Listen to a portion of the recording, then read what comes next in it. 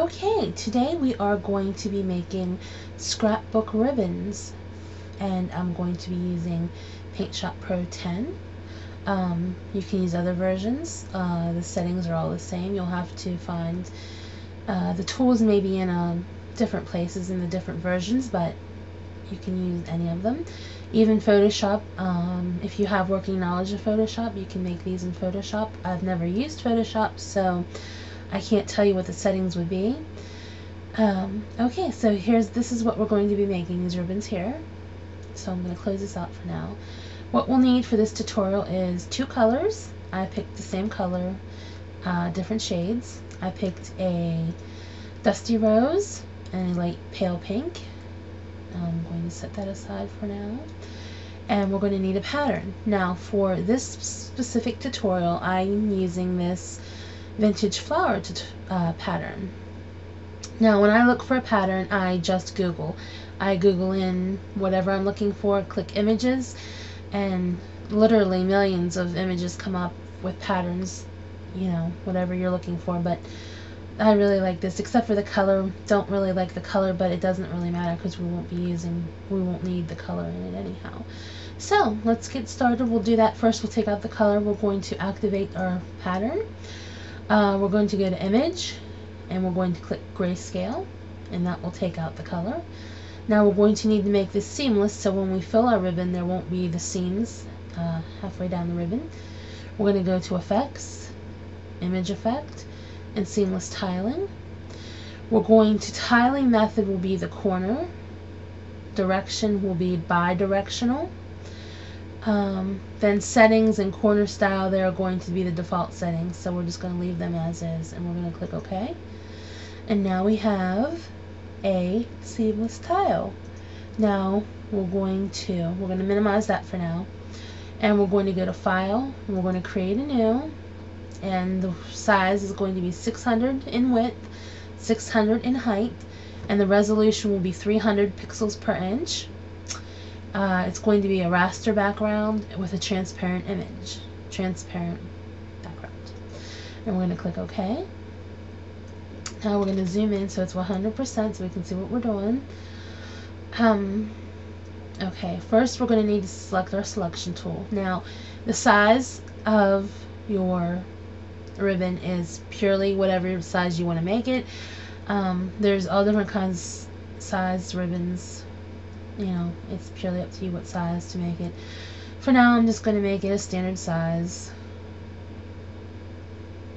like so. Let it go, and you'll see you have your marching ants. Now I'm going to save this selection to my alpha channel, because when I make ribbons I like to make several sets of them at a time, and I want them all to be uniform, and I don't want to have to go and keep measuring and guessing and trying to remember what size I made them. So saving it is easier than you just have to load it from your alpha channel. So I'm going to come up here to selections, load save selection, and I'm going to save selection to an alpha channel. Now you'll see your selection up here in your preview, and it has it named selection 1, but I'm going to rename this ribbon inside, and I'm going to click save. Okay, now in your foreground stroke properties, I'm going to click that open, and I'm going to come over here and I'm going to select my light color. With my eyedropper, I'm going to click in the middle of it, and it'll turn it to the current. I'm going to click OK. Then in my pattern, for my pattern and my background, I'm going to click it open. Under the pattern tab, I'm going to click it open again. I'm going to find my vintage flower pattern, or whatever pattern you're using. Click OK. It's going to be set scale of 100, angle 0. Now this can be whatever you want it to be. You can make the pattern larger or smaller to repeat as many times as you want. For right now, for this tutorial purpose, it's going to be 100, and the angle is going to be 0 because the flowers are already on a slight angle, so I don't think that we need an angle for this, my taste. So I'm going to click OK. Okay, I'm going to come back here to my first raster layer. I'm going to grab my flood fill. I'm going to left click and fill with the light.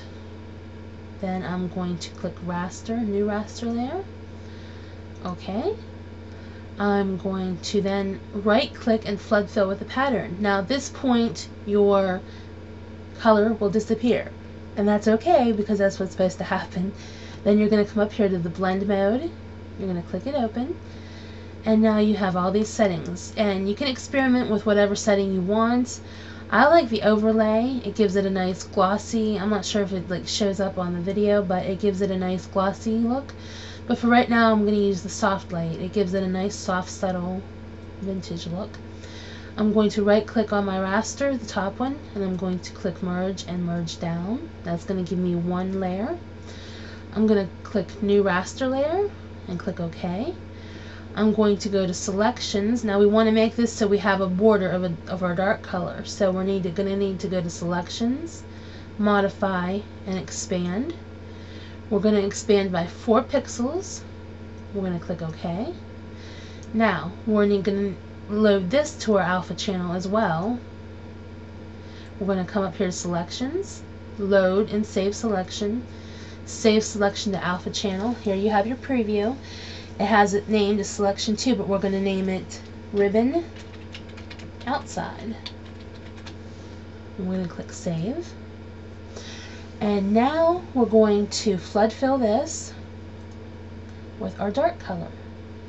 We're going to click inside there with our eyedropper, and you see our current color will turn to the dark. Click OK. Activate your flood fill. We're going to flood fill it, left click with our dark color. Then we're going to move our raster 1 on top of raster 2. So we have our pattern on top of our dark color. So now you can see the border of the ribbon. Okay, I'm going back down to the raster 2 and activate it. I'm going to go to effects, texture effects, and blinds. I'm going to click it open. And with the width, I'm going to change the width to 7. The opacity is going to be 50. Horizontal and light from left top both unchecked.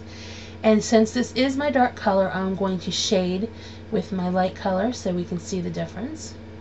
Now you can see the ribbing in the blind setting. I'm going to click OK. I'm going to come up here to the top, my top pattern layer. I'm going to go back to effects and texture effects and blinds once again. And since this is the light color, I'm going to shade with the dark color. Click it. Click OK. I'm going to change the width to 2. I'm going to save the opacity at 50, and I'm going to click OK. Now those settings can be adjusted to your liking. Once again, any setting you like is fine. I'm going to come back here, right click and merge down. Select none, and now you have your ribbon.